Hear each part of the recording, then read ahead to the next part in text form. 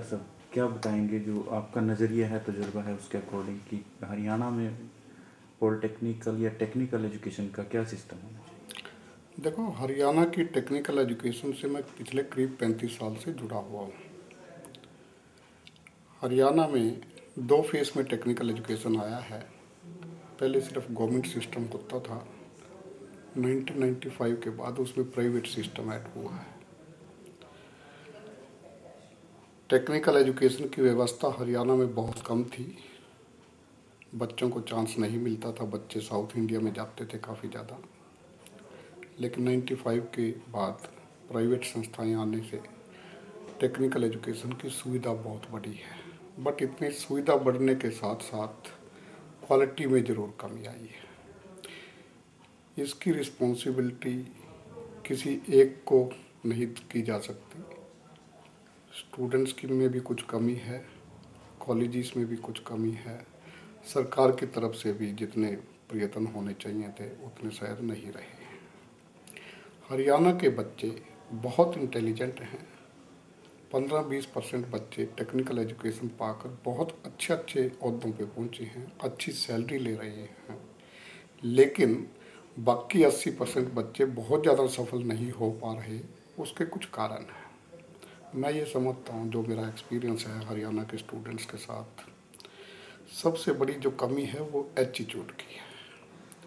हरियाणा में बच्चे और साथ में उनके पेरेंट्स, वो बच्चों के कैरियर के बारे में उतने कॉन्शियस नहीं हैं जितने दिल्ली में या साउथ इंडिया में पेरेंट्स और स्टूडेंट्स अपने कैरियर के लिए कॉन्शियस हैं। कभी शुरू में तो मैंने ये देखा कि एटीट्यूड यहाँ तक था स्टूडेंट्स का भी और पेरेंट्स का भी, कि पहले तो अपनी डिस्ट्रिक्ट से बाहर नहीं निकलना नौकरी के लिए।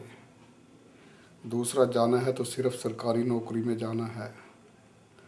अब 15-20 साल के बाद ये माइंडसेट काफ़ी कम हो गया है। आज हरियाणा बच्चे बाहर भी जाने के लिए तैयार हैं और सरकारी नौकरियों से भी उनका लगाव कर प्राइवेट इंडस्ट्री में नौकरियां करने का मन बना है।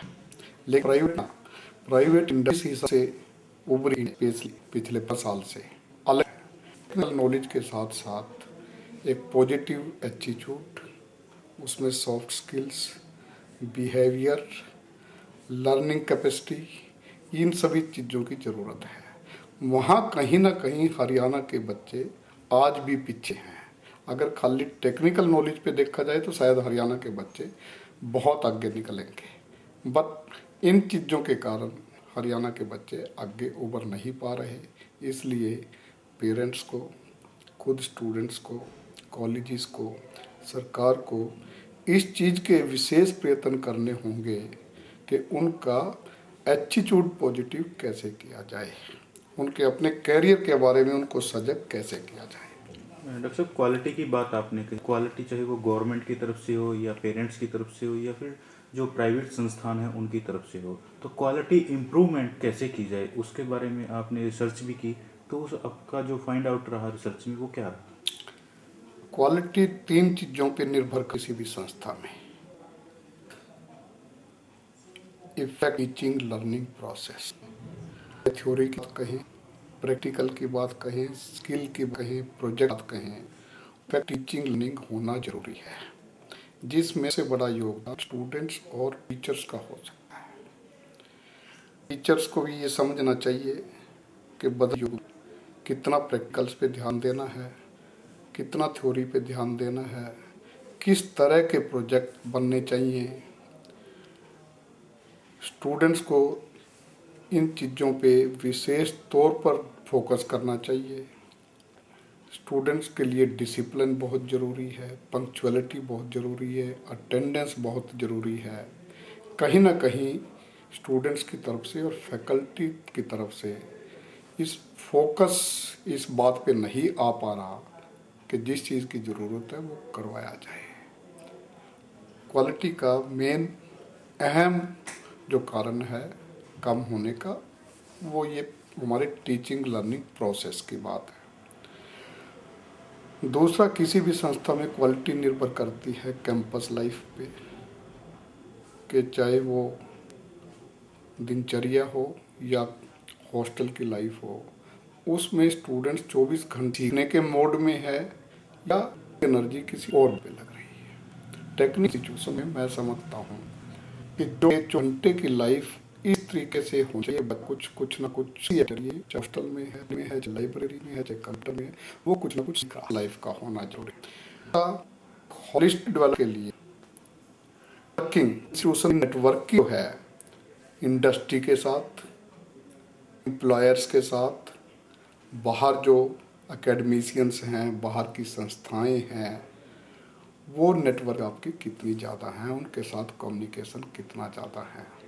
मैंने देखा है कि स्टूडेंट्स और फैकल्टी इंजीनियरिंग कॉलेजेस में 4 के 4 साल स्टूडेंट्स ने इंडस्ट्री की शक्ल नहीं देखी, फैकल्टी को सारी उम्र हो गए पढ़ते हुए, उन्होंने इंडस्ट्री की शक्ल नहीं देखी। जिस बच्चे ने, जिस टीचर ने इंडस्ट्री में कैसे काम हो रहा है, उनका क्या कल्चर है इंडस्ट्री का, अगर वो देखा ही नहीं तो वो बच्चा कैसे सीखेगा और जाके एकदम कैसे काम करेगा।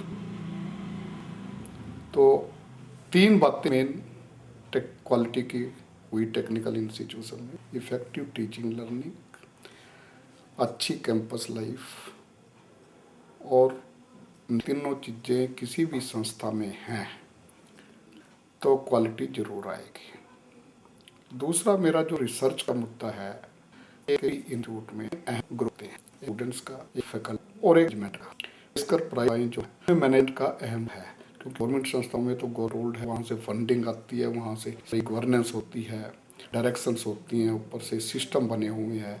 बट प्राइवेट सिस्टम कॉलेज में जितना भी सिस्टम बनता है, वो जो 2, 3, 4, 5 ट्रस्टीज होते हैं, वो एक सिस्टम बनाते हैं, तो उनका एक अहम रोल हो जाता है। इन तीनों ग्रुप में तालमेल कितना है, हार्मोनी कितनी है, वो मेरा रिसर्च का अहम विषय था। मैंने देखा कि हरियाणा के कॉलेजेस में सिर्फ 30% हार्मोनी है इन तीनों ग्रुप्स में, जिसके कारण क्वालिटी कम है। मैंने ये भी पाया कि अगर इस हार्मोनी का लेवल हम थोड़ा सा ज़्यादा करें तो क्वालिटी कई गुना बढ़ जाती है। मान लो इसको 50% कर दिया जाए तो क्वालिटी 80% तक बढ़ जाएगी। और हार्मोनी एक ऐसी चीज़ है जिस पे शायद कोई पैसा भी नहीं लगता, सिर्फ एक समझने वाली बात है कि कॉलेज की जो भी वर्किंग है, जो भी कॉलेज का विजन है, जो मिशन है, जो एक्शंस हैं कॉलेजेस के, वो इन तीनों कैटेगरीज को, यानी कि मैनेजमेंट को, फैकल्टी को और स्टूडेंट्स को, इन तीनों को क्लियर कट पता है या नहीं पता, तीनों मेल जोल से कि उस एक्शन प्लान पे काम कर रहे हैं या नहीं कर रहे, दैट इज हार्मोनी। अगर हो तो क्वालिटी बढ़ सकती है। अब क्या हमें 5 डिपार्ट है, इलेक्ट्रॉनिक्स, मैकेनिकल वगैरह, उन 2 डिपार्टमेंट में इसमें तो नहीं है। स्टूडेंट पता है कॉलेज का क्या एक्शन प्लान है, स्टूडेंट्स को ये नहीं पता कि हमने क्या पढ़ना है, स्टूडेंट्स को ये नहीं पता कि इंडस्ट्री की रिक्वायरमेंट क्या है, फैकल्टी को ये कि हमारी मैनेजमेंट हमारे बारे में क्या सोचती है, स्टूडेंट्स की क्या रिक्वायरमेंट है, मैनेजमेंट को ये नहीं पता कि आगे इंडस्ट्री में किस चीज़ की ज़रूरत है। तो कोई विजन नहीं है, कोई डायरेक्शन नहीं है, कोई तालमेल नहीं है। सबसे अहम कारण कम क्वालिटी होने का लैक ऑफ हार्मोनी है। मेरी रिसर्च का विषय ये है। लास्ट क्वेश्चन डॉक्टर साहब मेरा ये है कि इन सब तमाम बातों पर चर्चा के बाद अब हम किस तरह से इम्प्रूवमेंट कर सकते हैं, जो कम शब्दों में आप इसको बता दीजिए। हमें ये समझना चाहिए कि मार्केट की रिक्वायरमेंट क्या है। हम एक आम बच्चे को, जो हमारे पास +2 करके आता है, उसको एक मल्टी इंटेलिजेंस पर्सन बनाना है। मल्टी इंटेलिजेंस पर्सन का मतलब ये है कि उसको सिर्फ टेक्निकल नॉलेज ना हो, सिर्फ एकेडमिक नॉलेज ना हो, उसको इकोनॉमिक नॉलेज भी हो, उसको पॉलिटिकल नॉलेज भी हो, उसको सोशल नॉलेज भी हो, उसको कम्युनिटी की भी नॉलेज हो, उसको फाइनेंस की भी नॉलेज हो। एक स्टूडेंट को मल्टी इंटेलिजेंस पर्सन बनना है। आने वाले हमारे जो MNCs है, इंडस्ट्रीज है, उनकी ये रिक्वायरमेंट है कि एक होलिस्टिक बच्चे की डेवलपमेंट होनी चाहिए। अगर ज़्यादा सफलता हासिल करनी है, शुरू से ही बहुत अच्छा पैकेज उसको चाहिए। ये बात फैकल्टी को भी समझनी चाहिए, इंस्टीट्यूशंस को भी समझनी चाहिए। प्राइवेट संस्थाएं कोई बिजनेस का एक जगह नहीं है। बिजनेस भी हो सकता है ये, लेकिन लॉन्ग टर्म बिजनेस है। एक दुकान की तरह नहीं है कि आप एक दुकान शोरूम शुरू किया और रात को पैसे आने शुरू हो जाएंगे, ही है। इसको कम से कम 5 साल ब्रेक इवन आने के लिए, उसके बाद भी उसमें कुछ पैसे की इनपुट की ज़रूरत रहती है। तो ये 10-15 साल तक एक इंस्टीट्यूशन बनती रहती है। उसके बाद कुछ एक वृक्ष की तरह इसका फ्रूट आना शुरू होगा। हरियाणा में स्कोप की हम बात करते हैं कि जो स्कोप हरियाणा में इंडस्ट्रीज़ का, जो स्टूडेंट्स हमारे यहाँ से पैदा हो रहे हैं उनके लिए क्या स्कोप रहता है? आज भी मैं ये समझता हूँ कि नौकरियों की कमी नहीं है, नौकरी पाने वालों की कमी है। इवन इस कॉलेज में भी मैंने देखा, अपनी नौकरी के टाइम में भी देखा, कहते हैं कि अनएम्प्लॉयमेंट है। अनएम्प्लॉयमेंट नहीं है, जबकि असलियत ये है कि एम्प्लॉयबल लोग हमारे पास नहीं हैं। आज हमारे बच्चे तो निकल रहे हैं, लेकिन एम्प्लॉयबल हैं क्या? उनमें वो स्किल सेट अवेलेबल है जो एम्प्लॉयर की ज़रूरत है? उसमें बहुत बड़ा गैप है। 50% बच्चे भी ऐसे नहीं हैं जिनमें रिक्विजिट सेट अवेलेबल होता है। आज भी अगर आपने एक सिंपल कारपेंटर, कंप्यूटर ऑपरेटर, कोई प्लम्बर, इलेक्ट्रीशियन, कोई इंजीनियर, कोई एक आदमी अगर आपको शहर में ढूंढना पड़ जाए, आपकी जो ज़रूरत को समझता हो, ज़रूरत पूरा करता हो, आपको नहीं मिलेगा। वैसे आप एक एडवर्टाइजमेंट दोगे तो शायद 5 एप्लीकेशन आ जाएंगी। वही इंजीनियरिंग कॉलेजेस का सिस्टम है। 300 बच्चे एडमिट होते हैं, फाइनल ईयर में ऐसे बच्चे सिर्फ 30 रह जाते हैं जिनके पीछे कोई कंपार्टमेंट नहीं है और 70% से मार्क्स से ज़्यादा हैं। स्किल सेट तो अलग रहा, उनकी कॉम्पिटेंस तो अलग रही। तो अच्छी कंपनियां कॉलेजेस को भेजती हैं कि आपके पास कितने बच्चे अवेलेबल हैं। कॉलेजेस को कहना पड़ता है कि हमारे पास सिर्फ 30 बच्चे अवेलेबल हैं, जबकि 300 के 300 बच्चे जो एंटर हुए हैं, 300 के 300 बच्चे फाइनल ईयर में अवेलेबल होने चाहिए। नौकरियां बहुत हैं, नौकरी वाले लेने वाले अवेलेबल नहीं।